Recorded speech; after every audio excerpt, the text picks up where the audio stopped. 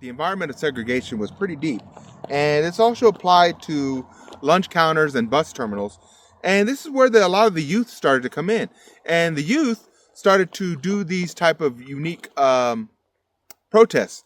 You had 4 college students that went into this restaurant that was at Greensboro, North Carolina. It was called the Woolworth lunch counter. And this was a whites-only lunch counter. Now, these young men wanted to get served. And so they went there in the morning and they sat down. And of course, they didn't serve them. Well, they came up with this idea that said, well, we're not going to move until we get served. And you're like, well, how is that going to work? They're not going to get served, period. Basically, they're just going to get ignored. Well, that's the idea. They're going to stay there all day if they have to, from open to close, until they got served. Well, they didn't get served. Well, they'd have to leave. Well, they did it again. And they did it again. Then they did it again. Of course, this was making the restaurant very angry, and they were trying to force them out.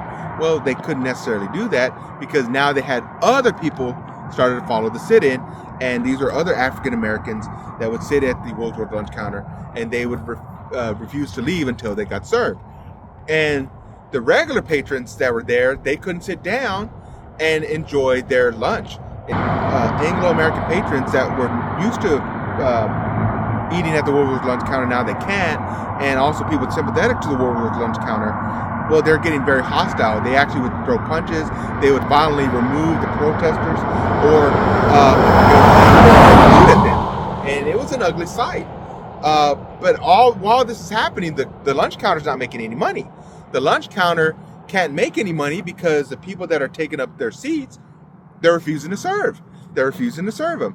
So during this entire time, this is why the sit-in works, because the Woolworth lunch counter can't make any money because people are protesting. And even if they violently remove somebody or they'd get so hostile they'd punch somebody, there was another protester that would take their place. Woolworth had to eventually, and they didn't like to do this, trust me, they didn't like that this had to happen, but money talks. And money said that you weren't making anything. And Woolworth decided to eventually integrate. And yes, this was also forced by court order, but they were more inclined to do it because they were also losing money. And the Woolworth lunch counter now is able to be integrated. But what's interesting about that is that this was not started by prominent civil rights movement. These were just your standard, regular college students trying to make a difference. All right, just 4 students ranging from like 19 to 20, 21, trying to make a difference.